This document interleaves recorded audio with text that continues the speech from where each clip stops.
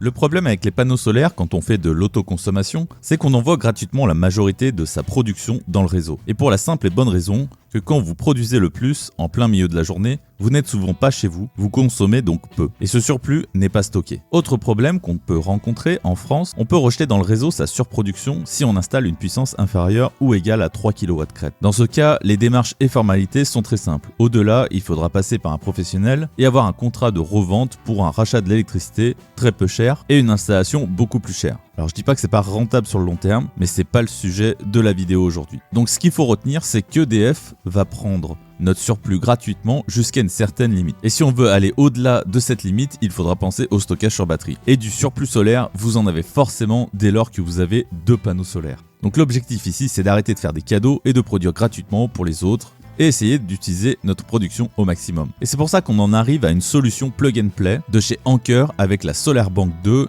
E1600 AC. Et ce qui est vraiment différenciateur, c'est qu'elle est livrée avec un compteur intelligent qui va s'adapter à votre consommation. Mais je vais vous expliquer ça un peu plus en détail dans un instant. Je précise qu'il y a un code promo spécial en description pour ceux qui souhaitent se procurer ce modèle. Et n'hésitez pas aussi à vous abonner à la chaîne, nous mettre un petit like, un commentaire, et on commence tout de suite. Avant de vous présenter l'appareil que j'ai reçu, je souhaite commencer par un schéma pour vous expliquer le fonctionnement de la SolarBank 2 E1600 AC. Donc ici, on a la face avant, mais pour bien visualiser les raccordements, j'ai mis aussi les vues de côté pour que ce soit plus clair encore. Donc pour faire simple, la SolarBank 2, c'est une batterie de stockage solaire plug and play de 1600 Wh. Moi j'ai reçu une batterie additionnelle de 1600 Wh également, en plus. Donc au total, j'ai un kit ici de 3200 Wh. Il faut savoir que vous pouvez ajouter jusqu'à 5 batteries additionnelles sous le SolarBank 2, soit un total de 9600 watts maximum, ce qui commence à être important en termes de stockage. Pour ce qui est de mon installation, j'ai 2 panneaux solaires sur une façade qui sont branchés directement sur le réseau, que je vais maintenant raccorder directement sur la SolarBank qui est munie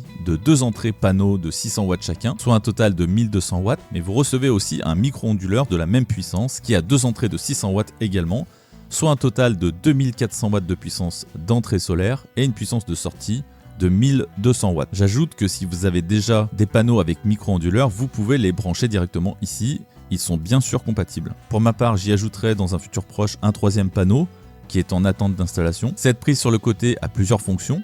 Accueillir un second micro-onduleur de n'importe quelle marque donc. Elle permet aussi la recharge de la batterie sur secteur, utile si vous rechargez pendant les heures creuses par exemple.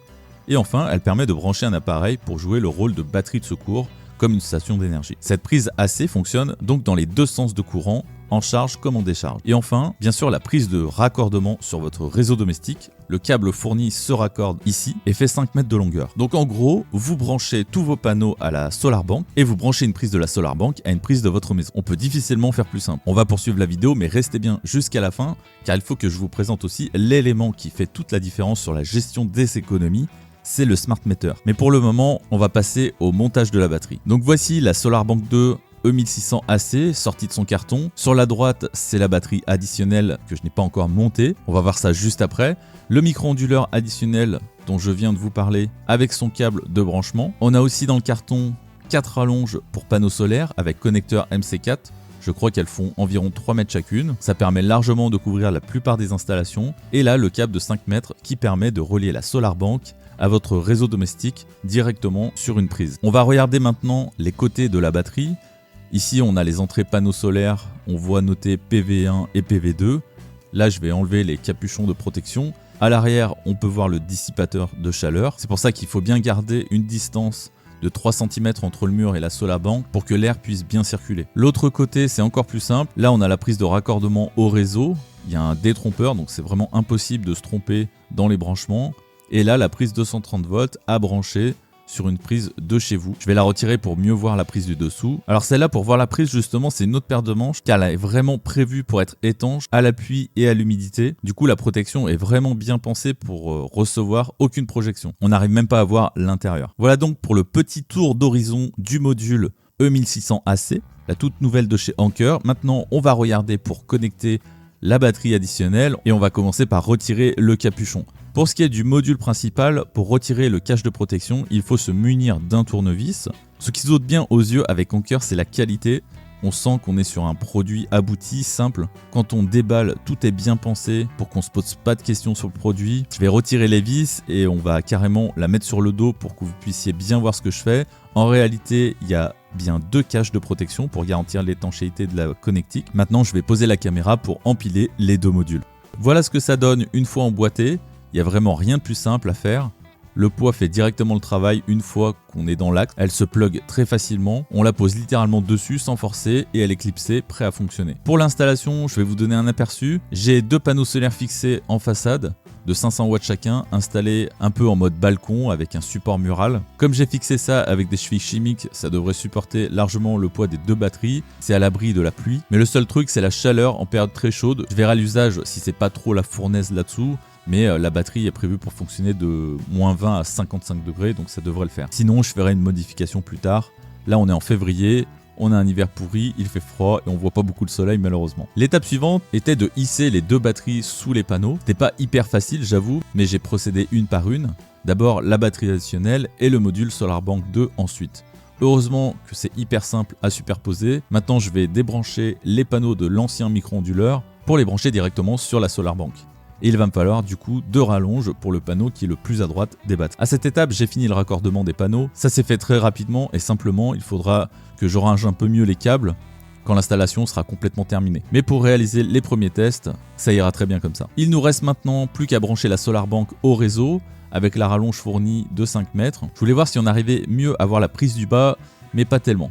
Elle est tellement bien protégée, c'est sombre comme dans une grotte ce truc. Bref, je vais faire les branchements et on passe à la suite. Pour ce qui est du smart meter, son rôle est d'analyser en temps réel la quantité d'électricité qui rentre ou qui sort de votre maison. Grâce à une pince ampère-métrique, si votre maison consomme plus d'énergie que vos panneaux solaires n'en produisent, il ordonne à la batterie de fournir de l'électricité. Par exemple, imaginons que vos panneaux solaires produisent 800 watts, mais que votre maison en consomme 1000. Le smart meter, qui communique en sans fil avec la SolarBank 2, est donc capable de lui donner la consigne d'envoyer 200 watts et seulement 200 watts pour équilibrer de façon à ce que rien ne rentre ni sorte de votre maison. Si vous produisez plus d'énergie que vous n'en consommez, il peut stocker l'excédent dans la batterie plutôt que de le réinjecter dans le réseau. Par exemple, si vous produisez 1000 watts avec vos panneaux solaires, mais que votre maison en consomme que 500. Alors 500 watts serviront à couvrir vos besoins et les 500 watts restants serviront à recharger la batterie. Voilà, je pense que vous avez compris le principe. Il ajuste en temps réel et c'est un véritable game changer. C'est vraiment le cerveau de l'installation en quelque sorte. Pour ce qui est du branchement, c'est sûrement la partie la plus compliquée, quoi qu'on parle de 2 fils à brancher. Si vraiment l'électricité vous fait peur, demandez à un ami bricoleur ou un électricien. Mais globalement, pour se mettre en sécurité, vous coupez le disjoncteur général et vous vérifiez qu'il n'y ait plus de tension sur le tableau. Le branchement, c'est très simple. Il faut alimenter le smart meter par la tension de votre réseau. Donc il suffit de ramener une phase et un neutre. La phase arrivant étant également protégée par un disjoncteur. Ensuite, il faut clipser la petite pince ampère-métrique numéro 1 sur la phase arrivant du compteur Linky. D'ailleurs, j'explique ici le branchement en monophasé. En triphasé, il y aura 4 fils à brancher et les 3 pinces ampère-métriques. Mais c'est loin d'être la majorité des installations, donc je la présente pas ici. Après la théorie, voici ce que ça donne sur mon tableau électrique. J'ai réussi à lui trouver une place sur un tableau annexe qui me sert pour l'arrivée de mon installation solaire. Vous voyez ce que je vous ai dit, une phase et un neutre à brancher. Le câble ici, c'est en RJ45, c'est le câble réseau qui est relié avec les 3 pinces ampère-métriques. Donc c'est vite raccordé. Un petit détail, moi j'avais eu une erreur de connexion. Je vous conseille directement d'installer l'antenne déportée qui est plus puissante. Si votre SolarBank est à plusieurs mètres du smart solaire, c'est mieux. Dès que je l'ai installé, la connexion s'est rétablie directement. Bon, je veux pas vous montrer mon vieux tableau électrique, il est plus vraiment aux normes actuelles. Mais voilà la pince numéro 1 qui est prise sur le câble qui arrive du disjoncteur. Maintenant, on va passer sur l'application qui est vraiment aboutie. J'ai vraiment rencontré aucune difficulté et j'en ai testé des appareils connectés. Là, ça s'est vraiment fait tout seul. Vous installez l'application en cœur forcément. Vous allez ajouter un appareil en quelques secondes. Je trouve ma SolarBank 2 E1600AC. Il faudra rentrer vos accès Wi-Fi. Moi, je vais passer cette étape pour les mots de passe. Une fois que c'est fait, la connexion est réussie. Je vais aller allumer le smart meter vers le compteur électrique et je lance aussi la recherche. Il redemande l'accès Wi-Fi, mais cette fois il a gardé les infos en mémoire, donc ça ira plus vite. Voilà, la connexion est réussie également. On peut ajouter le smart meter à notre installation sur l'application. Du coup, vous aurez sûrement aussi une mise à jour à faire. Je vous conseille de la faire tout de suite. Ça prend quelques minutes, mais vous laissez tourner. C'est important de fonctionner avec les dernières mises à jour logicielles. Moi, il va tout mettre à jour, le smart meter, la SolarBank et la batterie additionnelle. Une fois la mise à jour effectuée, il demande à donner un nom à votre installation. Je vais mettre simplement panneau façade ouest pour moi. Ensuite, scène d'électricité Comme j'ai le smart meter, je vais laisser le gérer en totale autonomie. Si je l'avais pas eu, j'aurais réglé des modes personnalisés avec des plages horaires, mais pourquoi s'embêter avec ça? On fera pas mieux que le smart meter de toute façon. Maintenant sur l'appli, je vois le smart meter et la solar bank. Là on voit qu'elle est à 80% au global sur les deux batteries. 648 watts est envoyé sur mon réseau électrique et une entrée solaire de 152 watts, soit un total de 800 watts. Et oui, là il n'y a pas de soleil aujourd'hui, donc c'est pas très grave. Là on voit l'état des deux batteries de manière individuelle. Vous voyez, cette partie est simple à comprendre. On n'a pas besoin de plus d'informations sur la solar bank. Si je vais sur le smart meter, grâce à la pince ampère métrique, je vois combien d'énergie j'importe actuellement du réseau EDF. Le but, c'est d'être à zéro. Mais aujourd'hui, j'ai encore la pompe à chaleur en route et il n'y a pas trop de soleil, donc ça suffit pas encore. Si on retourne dans les settings, vous pouvez entrer un tarif d'achat de votre électricité pour avoir une estimation précise des économies réalisées, même avec une option heure creuse et heure pleine. Le mode consommation personnelle ajuste automatiquement la charge et la décharge de la batterie en fonction de la consommation du foyer et de la production solaire, donc ce qui maximise l'autoconsommation. Le mode personnalisé, lui, permet de programmer des périodes spécifiques de charge et de décharge, offrant un contrôle précis sur l'utilisation de l'énergie stockée. Il y a le mode aussi prise intelligente qui donne la priorité à certains appareils connectés via des prises compatibles, optimisant ainsi l'alimentation des équipements les plus énergivores par exemple. Le mode temps d'utilisation, lui, favorise la recharge de la batterie pendant des heures creuses lorsque l'électricité est moins chère et son utilisation pendant les heures pleines, ce qui est particulièrement avantageux si vous avez un contrat d'électricité comme Tempo de chez EDF. Enfin, le mode charge forcée lui permet de recharger la batterie immédiatement mais sans possibilité d'ajuster la puissance de charge, qui peut être utile en cas de besoin urgent d'énergie stockée. Aussi, un point que je voudrais ajouter, c'est quand vous allez dans les paramètres de la solar bank, vous pouvez aussi ajuster la puissance réservée entre 5 et 10%, c'est le pourcentage de décharge, et régler aussi la puissance de sortie entre 600, 800 et 1200 watts. Et pour finir, quand vous allez sur l'onglet domicile, vous pouvez visualiser de manière assez ludique la production solaire, grille, c'est ce qui est importé du réseau, la charge domestique et la consommation en temps réel. On voit ici que la solar bank envoie 800 watts, ce qui fait baisser grandement ma consommation malgré ma faible production solaire. Après, je referai une vidéo dans des conditions d'ensoleillement un peu plus favorables et avec un peu plus de data et de retour d'expérience. Mais là, pour se lancer dans le solaire, c'est vraiment un produit qu'on prend plaisir à installer, à utiliser, par rapport des fois aux grandes marques de micro-onduleurs où il faut ajouter une passerelle de communication avec des applications qui sont souvent pas très compréhensibles.